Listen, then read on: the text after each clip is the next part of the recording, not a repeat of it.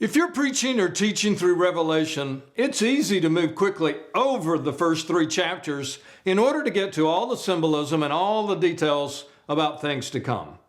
But those first 3 chapters, and they account for about 15% of the Bible's final book, those first 3 chapters provide a foundational starting point for the 19 chapters that follow.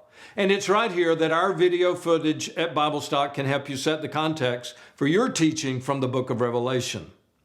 John the disciple is said to have lived longer than any of the other disciples, maybe even into his 90s. That's an extraordinarily long time for that time period. And among the disciples, John is the only one of the 12 said to have died a natural death. But here's what most Bible readers don't know. John spent the last 3 decades of his life in Ephesus. Now, according to church tradition and history, John led the Christian believers in Ephesus for 30 years. Ephesus was the 4th largest city in the Roman Empire. It was a stunning place. The theater in Ephesus had a capacity of 25,000. Now, this was where a riot broke out in protest of the gospel message. That noisy day is recorded for us in Acts 19.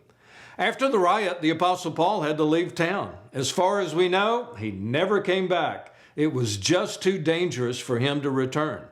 But the church in Ephesus lived on.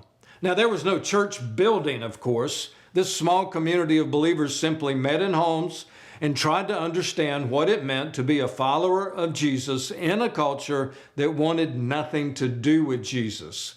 That's one of the most important messages we can share with our audience. No matter where you're teaching in the New Testament, it's a constant challenge. What does it mean to be a follower of Jesus in a culture that wants nothing to do with Jesus? What happens if you face persecution for your faith?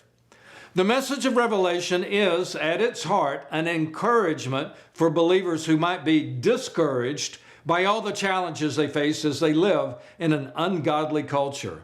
That was the reality for the people in Ephesus and the other 6 communities mentioned in the first 3 chapters of Revelation. And that's true for your audience. In fact, it's been true for every generation of believers in the past, and it is likely to be true for every generation of believers who will follow us. Do the homework on Ephesus. Learn all you can about the community where John spent so much of his ministry. Our video footage of the ruins of Ephesus will help you nail down the context of that culture as you unpack the encouraging message of Revelation for your audience. Here are some quick details about Ephesus.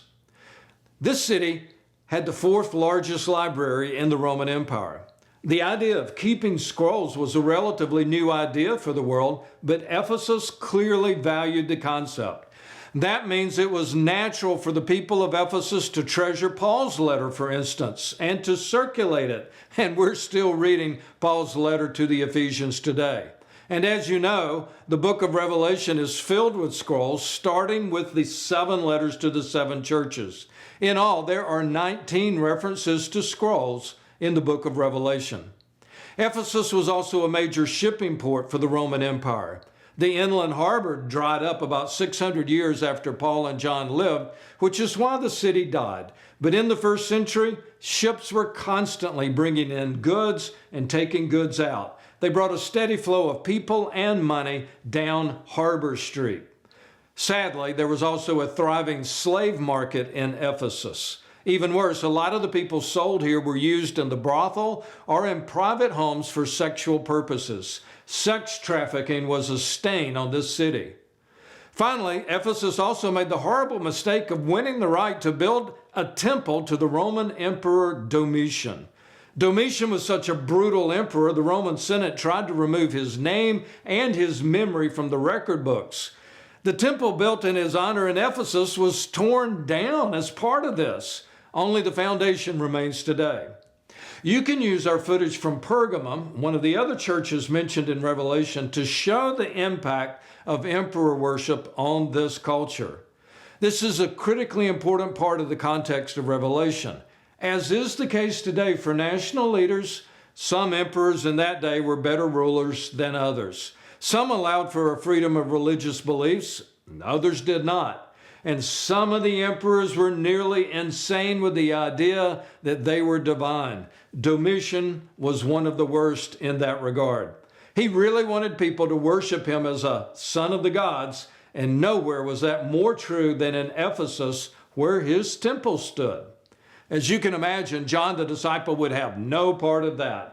Eventually, that caused John to be exiled to the island of Patmos, where he was sent to die. Now, exile on Patmos would have been brutally hard, especially for a man as old as John. The only possible way he survived was that the other exiles on the island took care of him. No doubt his reputation as the last living disciple of Jesus made that possible. And this is where John received the revelation. He needed the encouraging words. The Christians in Ephesus, Smyrna, Pergamum, Thyatira, Sardis, Philadelphia, and Laodicea also needed that encouragement. They all needed to stand firm in their worship of Jesus alone, no matter the cost. In Pergamum, one of the believers had already lost his life because of his faith. Significant ruins of the ancient communities have been uncovered in 4 of these 7 locations, in Ephesus, Pergamum, Sardis, and Laodicea.